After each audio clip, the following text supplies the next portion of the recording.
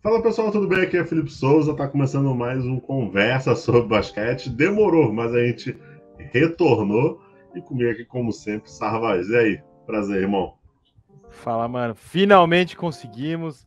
Demorou um pouquinho aqui, um pouquinho ali, mas deu tudo certo agora. Pois é, tudo certo. A gente tem muito assunto para poder falar hoje. Vamos falar sobre BCLA, vamos falar sobre Copa Super 8, vamos falar sobre a novela CBB, LNB. Vamos falar também sobre Vasco. Tem algumas informações aqui também para poder trazer. Mogi de volta para o cenário nacional, muito provavelmente. Olha, tem muita coisa por aqui. E antes, claro, eu peço sempre que vocês se inscrevam no canal, mandem seus comentários, a gente sempre está lendo, seja aqui no YouTube, seja no Instagram, seja no Twitter. É fundamental para a gente ter essa troca aqui o máximo possível. Para começar, eu sei que a gente teve o Super 8 mais recentemente, está rolando o Super 8, né? Falta o último jogo dessa primeira fase do Super 8, mas vamos falar sobre BCLA. Isso porque a gente viu o Franca passando sem dificuldade, Flamengo também passando sem dificuldade, e a gente viu o Minas suando ali para poder conseguir ter chance ainda de passar. Lembrando que ainda não está decidido, o Minas perdeu a primeira, mas depois venceu o Biguá na segunda por 90-61. E o Minas fica um pouco mais perto da vaga, né? Tá no recorde de 2-2 ali, 2 vitórias e 2 derrotas. Mas a gente está vendo uma dominância do Franca, principalmente, né, Sarvas? Eu acho que desses times que estão jogando a BCLA, o Franca é o que de longe está mostrando uma certa consistência e regularidade ao longo da temporada, né, Sarvas? Como é que você observa também esse momento do Franca, BCLA, invicto, NBB também indo muito bem? Como é que a gente pode olhar esse Franca nessa BCLA? O Franca e o Flamengo são os times a ser batidos nessa BCLA, né? O Franca, até no NBB, é o invicto, ganhou de todo mundo e ganhou jogando bem contra todo mundo. O jogo contra o Flamengo foi muito bom. Bom, assim, dentro dos padrões, né? Ele foi um pouco doído de assistir, mas ganharam o jogo. E o jogo contra o São Paulo foi a mesma coisa. Então, assim, é um time que tá sabendo ganhar jogo grande também. Então, na BCLA, com certeza é o time a ser batido. Flamengo, na minha opinião, vem logo atrás. E o Minas pegou o grupo mais difícil mesmo. O Minas pegou aquele grupinho que é um pouquinho mais casca grossa. Tem ali o Quinça, que é um time chato de jogar contra. Então, era esperado esse momento um pouco mais turbulento do Minas. Mas agora também estreou um estrangeiro novo lá. A gente vai ver como que ele vai render nesses próximos jogos. No Franca também, como se o Franca precisasse de mais reforço, trouxe o cestinha do Campeonato Mexicano. Então, de fato, esse time do Franca aí tem muita peça, e o volume de variação que o Elinho tem para usar é muito grande. Se ele quiser um garrafão um pouco mais aberto, ele consegue com o próprio Lucas Dias, Lucas Mariano. Se ele quiser jogar mais dentro, ele consegue com o Lucas Dias, Lucas Mariano, com o Márcio. Ainda tem o outro menino, o Edu Marília, que quando entra bem. Também nesse time, isso é outra coisa, você consegue dar rotação para os mais novos, porque eles não têm responsabilidade, tem um monte de craque em volta deles, eles vão jogar o que eles sabem mesmo, e é isso. Então, assim, o time do Franca realmente encaixou muito bem e é o time a ser batido aí da BCLA. Verdade, o Franca vem mostrando. O que mais me chama a atenção do Franca é justamente a regularidade, né? A gente está vendo o nível de consistência, que é um Franca que muito dificilmente vai deixar de perder partidas se conseguir abrir ali uma vantagem.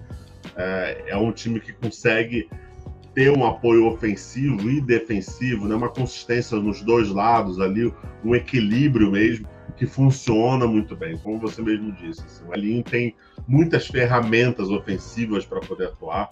Teve também o retorno do Jonathan Luz agora, voltando de lesão, que é um jogador fundamental defensivamente para esse Franca.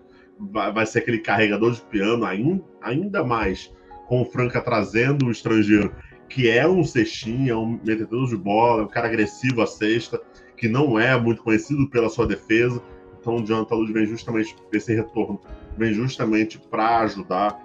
E a gente está vendo cada vez mais ali o trio Jorginho, Lucas Dias e Lucão funcionando super bem. O Franca passa com tranquilidade ali. O Franca é o único clube brasileiro ali no 4-0, por exemplo, na BCLA. O Flamengo está 3-1, o Minas está 2-2, como eu disse. Lembrando que tem mais uma janela ali em fevereiro, dia 3 já começa. Para o grupo do Minas, que é o único brasileiro que ainda não garantiu sua vaga para a próxima fase, vai ser lá na Argentina. A sede vai ser do Quinza. Então, o Quinza e o Minas precisam vencer pelo menos um jogo para poder garantir a ida para a próxima fase. E o Biguá vai ter que vencer os 2 jogos ali, contra o Quinza e contra o Minas, para poder ter alguma chance de passar. Mas a BCLA, de fato, vai nos mostrando que, em termos de brasileiros ali, a gente vai ter o time do Franca e o time do Flamengo como as principais equipes para as próximas fases. Então é interessante a gente observar esses 2 times mesmo. E o Flamengo, já encaminhando aqui para a BCLA, a gente já indo para um outro caminho, mas o Flamengo vem de jogos que o Flamengo vence, mas não convence, né? Eu acho que na BCLA até conseguiu boas vitórias, também pegou equipes mais fracas, e aí não é uma culpa do Flamengo também, cada um com seu problema. O Flamengo está fazendo o papel dele. Mas é um Flamengo que não vem agradando muitos torcedores, né? Uma coisa que eu conversei recentemente com o Enes Lima, que cobre ali o Garrafão Brasileiro, que cobre o Flamengo, há uma naturalidade de uma insatisfação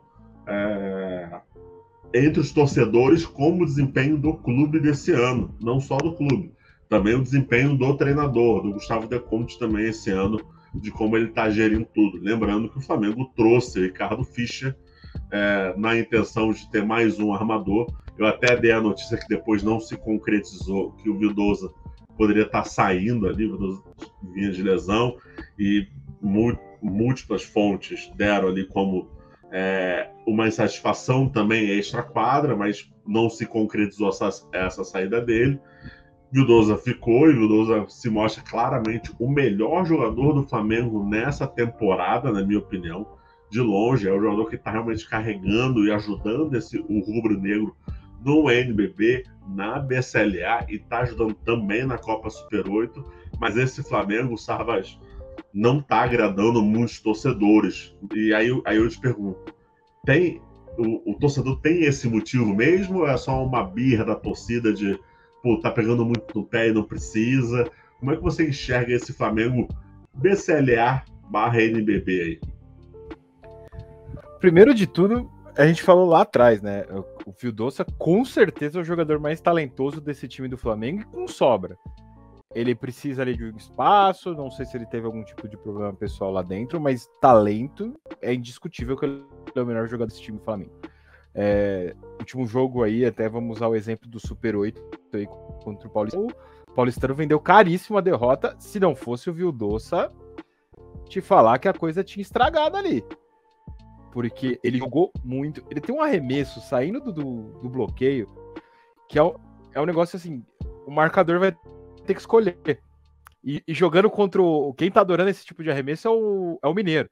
Porque o Mineiro tem aquele arremesso de 3 paradinho ali, ele faz o bloqueio. O que a defesa der para eles vão fazer. Pivô atrás um passo atrás do Vildosa, ele chuta, a bola cai, cara. É um negócio assim de você ficar impressionado.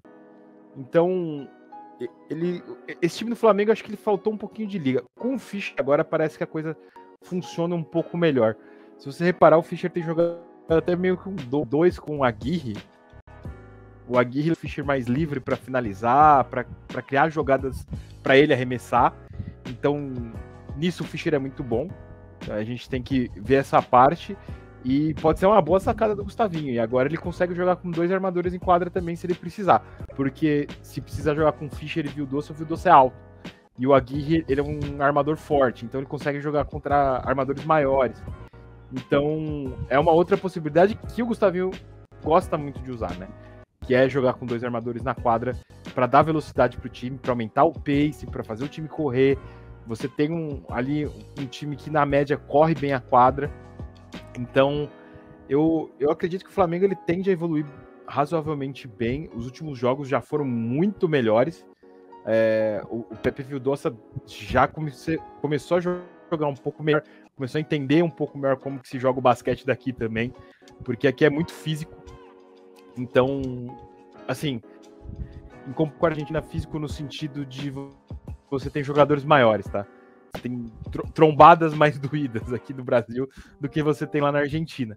Então, eu acredito que isso aí vai fazer o time do Flamengo a mais e potencialmente fazer uma final aí contra a Franca na BCLA. Bom, não, o Vildoza claramente é o melhor jogador desse Flamengo.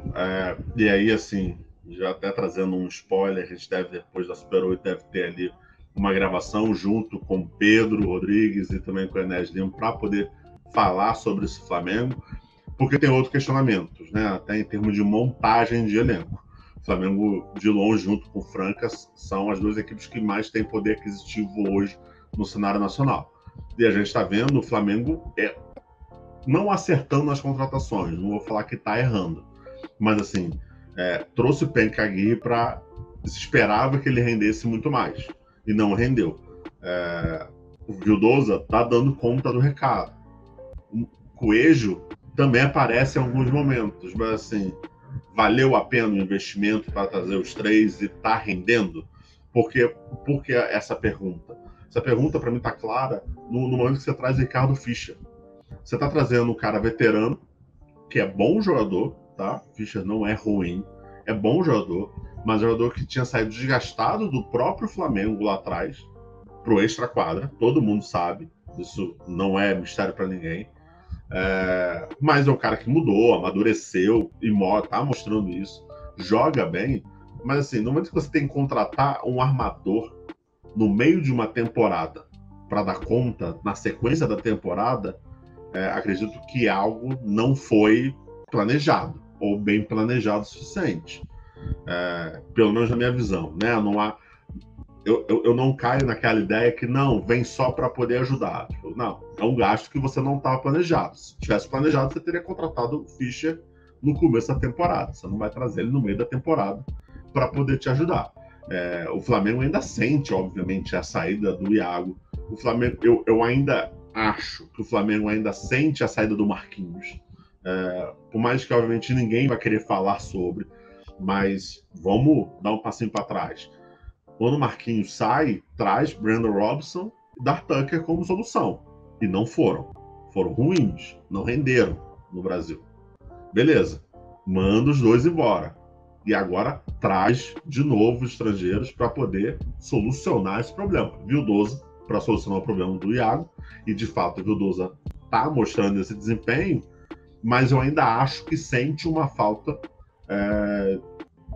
na posição do Marquinhos mesmo. Penca Aguirre, Martim Coelho, que obviamente são até estilos diferentes do próprio Marquinhos, mas eu ainda acho que esse Flamengo sente. Então, e lembrando, né, é um clube que ainda tem o Olivinha, que é um jogador extremamente experiente, mas infelizmente a cada ano que passa ele não vai ficando mais novo, ele vai ficando mais velho.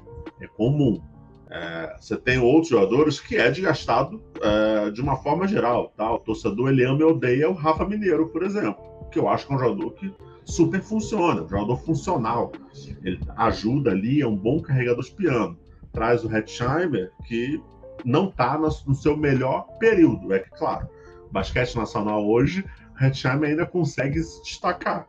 Mas se a gente olhar o Hetzheimer de hoje, o Hetzheimer do Bauru, de anos atrás, não há comparação, por exemplo. Então, assim, quando você olha para um Flamengo, para essa montagem, me chama a atenção. Me chama a atenção como um todo. Então, isso, obviamente, acaba impactando um pouco dentro de quadra, além das coisas fora de quadra, exemplo, de dirigentes, como lá o folclórico Guilherme Kroll, falando que o Flamengo é capitão do basquete, entre outras coisas, que não ajudam, só atrapalham. Problema de gestão de jogadores que também não é surpresa para ninguém. Varejão, quando saiu do Brasil, não saiu feliz. Vocês recordem que vocês procurem lá as notícias, mas quando o Varejão sai do Flamengo, campeão, vencendo o Franca lá no Petrocão, não sai feliz. Tá? A saída do Marquinhos também foi outra saída que não foi nada feliz dos dois lados. O Savas sabe, porque o Savas trabalhou no São Paulo depois com o Marquinhos, assim. Então, a gente sabe que tem muita coisa acontecendo. E o Flamengo ainda tem uma torcida muito apaixonada, que é uma torcida que vai cobrar, é uma torcida que quer título. Ela não vai... A torcida do Flamengo, ela não vai querer menos que ganhar campeonatos. E perder para o Franca, por exemplo, pesou. A gente viu isso no NBB. O jogo do NBB entre Flamengo e Franca, até que você trouxe nessa áudio, foi um jogo duro de se ver. Foi complicado de se ver. Mas, cara, pós-jogo, foi um rebuliço. Foi um problema absurdo, assim. Tanto que surge o Kroll falando que o Flamengo é capital do basquete, entre outras coisas. Então, assim, foi um problema muito maior. Esse Flamengo, o que eu vejo o engraçado é que o enredo segue a mesma coisa dos últimos anos com o Gustavo De Conte, que é um Flamengo que, altos e baixos, não traz uma regularidade que a gente espera, mas chega no Super 8, Super 8 é o ponto de virada. É quando conquista o Super 8, é quando volta a regularidade, apresenta um bom jogo e segue. Hoje, a gente está gravando dia 22, num domingo, a gente teve Flamengo e Paulistano. O Paulistano apertou ali, e aí, já falando um pouco dessa Super 8, o Flamengo venceu por 71-65. No último quarto, foi que o Flamengo foi 27-19, se eu não me engano, 16 pontos foram do Vildosa. 16 pontos no último quarto foram do jogador. Quer dizer, Felipe, humildemente, eu sabia que o Paulistano não ia ganhar. Eu sabia. Eu não consigo ver o Paulistano ser regular do começo ao fim com o Flamengo. O Paulistano tem que crescer na partida com o Flamengo no final. Ele não pode crescer no começo, porque no começo eu não consigo ver ele alcançar o Flamengo depois. É minha impressão em todos os jogos que eu vi do Paulistano. Mas o Flamengo conquistou uma vitória hoje, passou de fase, vai pegar o São Paulo.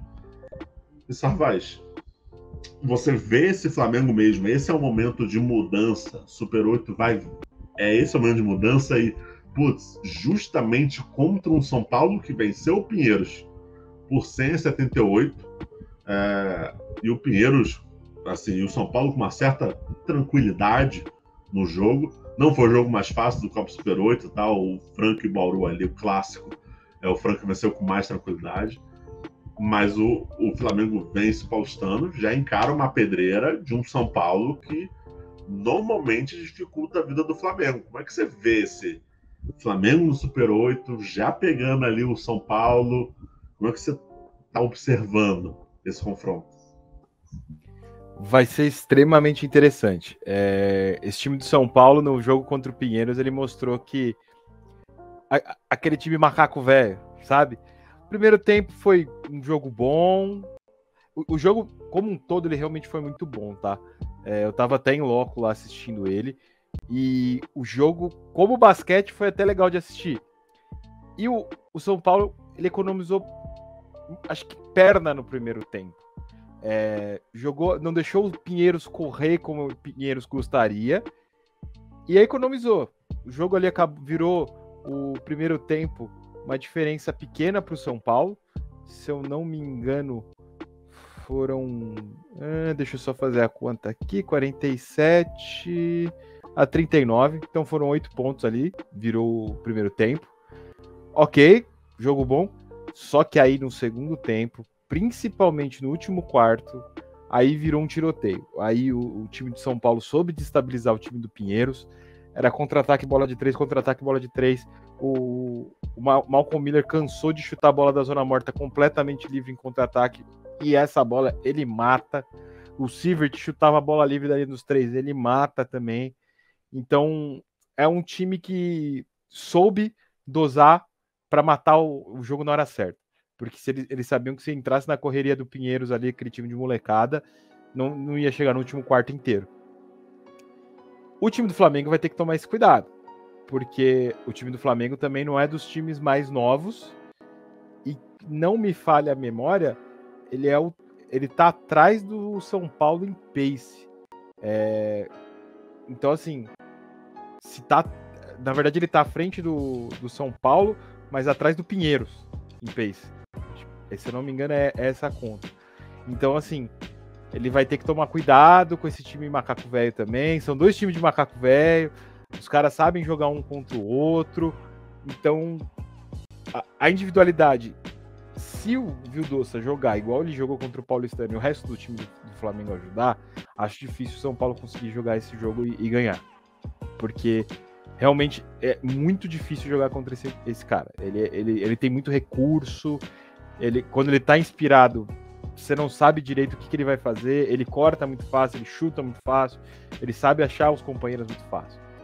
Mas se o São Paulo conseguir encaixar uma defesa e não deixar ele confortável no jogo, uma das coisas que o Coelho adora fazer, que é ficar se enroscando, trombando, ele faz aquele show que ele gosta, pula, se joga, e isso dá certo, mérito dele, ele sabe fazer isso e tirar um jogador bom do jogo, aí a coisa já pode ficar um pouco esquisita pro Flamengo aí. É bom eles tomarem cuidado. Mas é isso, o Flamengo ainda é favorito. Tá na crescente na hora certa, do jeito que você falou. Eles sempre chegam no Super 8 forte. Parece que o Flamengo gosta de mata-mata. Mas tem que tomar bastante cuidado com esse time do São Paulo aí, que é um time de macaco velho, que sabe levar o jogo cozinhando, para chegar ali nos últimos 5 minutos, abrir uma diferença que sabe que não vai ser pego e acabar com o jogo. Total. É o que você falou, assim, eu acho que passa muito pela essa ajuda. Olhando aqui, basicamente, só números, tá? A gente olha os contratados, principalmente os estrangeiros ali, Luke Martinez, o Coelho, o Ben Caguirre, os 3 somaram 6 pontos, por exemplo, no jogo de hoje. O que é muito pouco pro que se espera deles, né? Outros contratados também não foram bem, tá? Assim, a gente vê o próprio Guilherme com 5 pontos, o Jaú fez 8 pontos, mas o que a gente está olhando aqui, basicamente, não dá para o Vildossa jogar sozinho. Não dá. O Flamengo poderia ter perdido essa vaga no jogo que eu achei desde o começo. Antes de começar, na verdade, eu achei que seria tranquilo para o Flamengo vencer, jogando no Tijuca Tênis Clube, num calor infernal no Rio de Janeiro. O Tijuca Tênis Clube não tem ar-condicionado, é um calor absurdo. Não é fácil você jogar no calor. Muito suor, a bola escorrega, tudo isso dificulta no final das contas. Claro que nada muda, né? Tipo, a cesta não muda, a quadra não muda, mas ainda assim é complicado. Se o Vildossa não tem um dia bom, o Flamengo está eliminado pelo Paulistano. O Flamengo estaria eliminado pelo Paulistano. E é isso. Do outro lado, a gente vê um São Paulo cada vez mais cascudo. Eu ainda acho que o Flamengo é amplamente favorito. Eu acho que a final deve ser Franca e Flamengo. São dois baitas times, tanto que a gente está vendo também no próprio NBB, né? A gente está vendo os dois ali lado a lado, obviamente com Franca à frente ali, pela sua regularidade. Mas o que me chama a atenção no São Paulo, além do encontro de ex, né? A famosa lei do ex, vai ter bastante ali, com o Túlio da Silva, que saiu também de uma forma. E aí é mais culpa do jogador do que do Flamengo, tá? Mas assim, saiu de uma forma conturbada ali. Vai ter o Marquinhos também enfrentando o Flamengo. E o Túlio da Silva fez um duplo-duplo nesse jogo contra o Pinheiro ali, que foi uma disputa de homens grandes, né? Porque o Dikembe também foi super bem no jogo. O Túlio da Silva e o Dikembe fizeram um duplo-duplo iguais ali, 23 pontos e 11 rebotes. Foram fundamentais ali. Claro, Marquinhos ainda ajudou com 16 pontos. o que mostra também como o Marquinhos ajuda essa equipe e gosta também desses jogos. Vai ser um confronto extremamente interessante para a gente poder ver esses dois times. Tem um peso das camisas, acho que isso traz um charme a mais também nesse campeonato, que é interessante a gente observar. Agora, do outro lado da chave, né, a gente ainda vai ter o Minas contra o Corinthians, mas a gente teve o grande clássico ali do interior, né, os clássicos também no cenário nacional. A gente teve Franca e Bauru. Franca venceu com tranquilidade ali, 83-58, com o Bauru fazendo 8 pontos no terceiro quarto, quer dizer, indo bem abaixo. A gente viu o Jorginho ali com duplo-duplo, 20 pontos, 11 rebotes. O Fusaro foi o destaque do outro lado, o destaque ali do time do Bauru, do Dragão. O jogo pesado. O que é legal ver aqui, né? A gente olha, se você olhar para os números, você vai ver que o Jorginho matou o jogo, né? Mas um jogador que sempre me encanta, teve o duplo-duplo do Lucas Mariano também, né? É importante dizer, 15 pontos, 10 rebotes. Mas o jogador que me chama sempre a atenção, o Sarvaz, é o David Jackson. Cara, ele vai entregando um jogo muito bem feito. É algo que realmente me chama muita atenção. Ele fez 14 pontos, aí você vê ele tá 4 rebotes, 3 assistências. É um jogador que, para mim, traz uma tradução do que é essa equipe de Franca, que é a regularidade. É um jogador que você sabe que ele vai entregar uns 10 pontos, 3 a 5 assistências. Ele vai fazer aquele arroz com feijão muito bem feito. Ele é regulado do começo ao fim, que é o que eu vejo nesse Franca. Obviamente, a gente vê ali o Jorginho, o Lucas Mariano, o Lucas Dias, a gente vê o Scala também muito bem, pontuando. Mas Franca parece que, cara, quem vai bater Franca, né? Acho que é a pergunta que a gente mais se faz nessa temporada. Quem pode superar o Franca nessa temporada, sabe? Porque o Bauru não foi páreo. E olha, Minas ou Corinthians também vai ter que suar para vencer esse Franca, hein? O Franca atropelou o Bauru, né? Foi um verdadeiro atropelo. O terceiro quarto começou e acabou. Ali acabou o jogo. Ali já tinha ido pro vinagre, acabado qualquer chance de Bauru. Cara, é artilharia muito pesada. A gente tá falando aí de um time que, porra, quase 40% das bolas de 3 e quase 60% das bolas de 2. Isso é muita coisa. E muito disso é o quê? O Lucas Mariano, hoje é o melhor pivô que a gente tem aqui. Na verdade, não hoje, né? Há alguns anos já é o melhor pivô que a gente tem aqui no Brasil. O Jorginho, melhor armador que a gente também tem aqui no Brasil. E ele infiltra com uma facilidade que chega a ser assustadora. Ele é muito grande, muito forte. O David Jackson é o senhor regularidade. Cara, o David Jackson é aquele jogador que, se você ver ele livre para arremessar, você sabe que ele vai matar aquela bola. É um dos poucos caras que você não duvida que a bola vai cair. Se ele estiver livre, ele vai matar a bola. E ele não vai forçar a bola idiota. Ele não vai fazer coisa estúpida. Ele é um cara que ele vai chutar as bolas certas. Ele vai jogar do jeito que o jogo pedir para ele jogar. Se ele precisar terminar com 5 pontos, tocando na bola 3 vezes, ele é um cara que vai fazer isso. Então, assim, o Franca, ele dificulta... Esqueci de falar.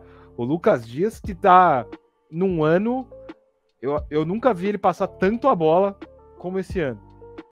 E isso é um mérito gigantesco, porque ele desequilibra muito no poste baixo. E ele tá conseguindo achar os companheiros. Isso era uma dificuldade que ele tinha. Cara, ele não tendo essa dificuldade e tendo esse monte de matador fora pra chutar, vai ser bem difícil parar o Franca, porque geralmente os times ali tem 1, 2 bons jogadores de defesa para você colocar em atletas específicos. Como é que você vai marcar esse time do Franca, onde todo mundo arremessa, todo mundo infiltra, todos são grandes e todos são fortes? Fica mais difícil. Fica bem mais difícil você criar um sistema para jogar contra esse time, principalmente num dia que a bola tá caindo. aí o máximo que você pode fazer é tentar minimizar dano, chutar tudo que der do outro lado e rezar pra bola cair.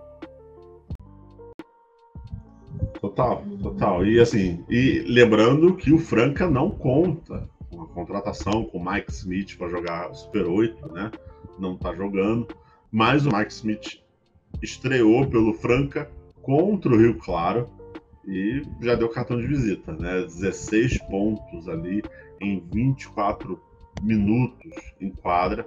Mark Smith, cara, é um jogador pra gente ficar de olho, é um jogador que a tendência, na minha opinião, vai ser que nem o Scala. Não deve sair do Brasil. É um jogador que talvez possa voltar para o México, porque a temporada ajuda, né? Jogar ali no México. Mas é um jogador que a gente vai ver muito de perto por aqui, porque é bem interessante mesmo. É um baita jogador. A gente viu no Campeonato Mexicano, quando a gente cobria aqui no YouTube. É um jogador para a gente ficar de olho. Então a gente vai ter o Minas contra o Corinthians, para a gente poder saber quem enfrenta o Franca. E ficou definido assim, né? Flamengo e São Paulo, Franca versus Minas ou Corinthians. Aí a gente vai descobrir quem vai ser o campeão da Copa Super 8, quem vai para a final ali, quem pode vencer. É interessante a gente ficar de olho, porque tem muitas histórias para serem contadas ali.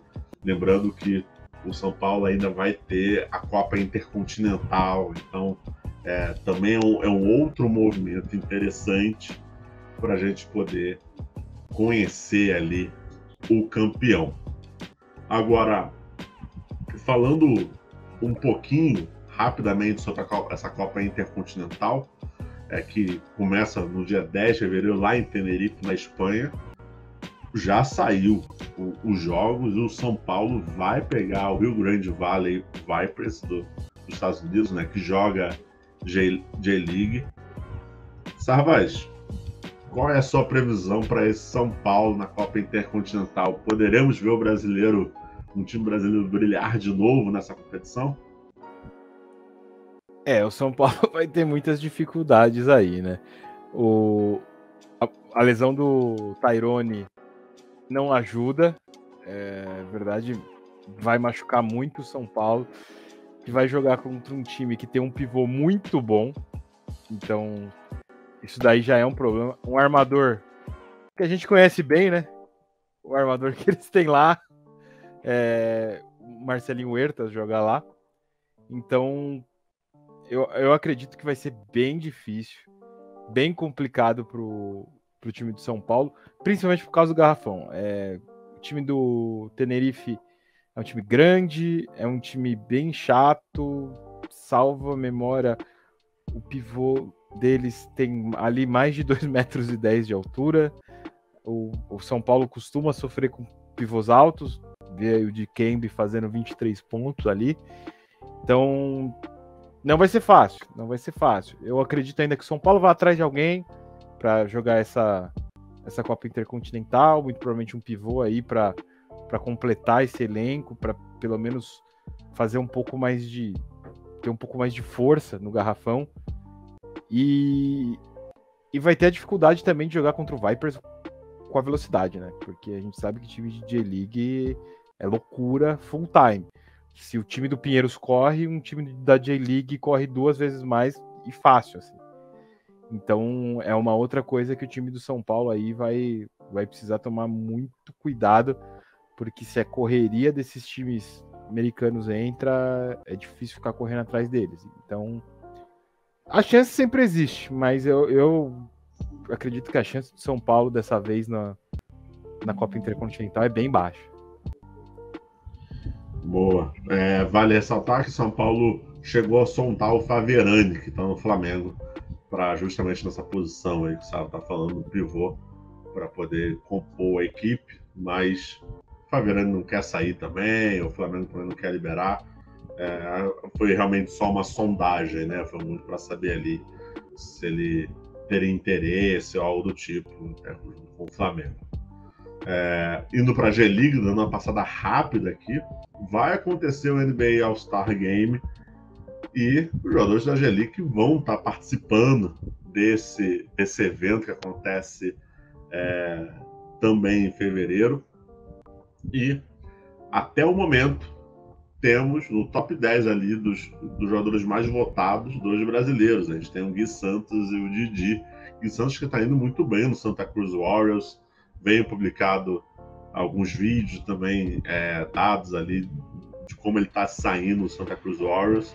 Didi também jogando ali, mas acho que dos brasileiros, de fato, eu acho que o Gui Santos é o que mais está se destacando. O Caio Pacheco até recentemente fez um game winner, né, pelo Capitanes, mas ainda assim a gente vê que no time mexicano, que está até o Galvani, está lá como assistente técnico, a gente vê que ele depende muito dos americanos, né, do Okafor, do Jabaz Napier, tem toda essa dependência, mas tá aí, Gui Santos e Didi muito perto de estarem no All-Star Game como os mais votados. Lembrando que a votação ainda está aberta, eu vou deixar o link aqui nos comentários, você pode votar e vamos tentar botar os brasileiros lá o máximo possível para poderem estarem presentes na competição.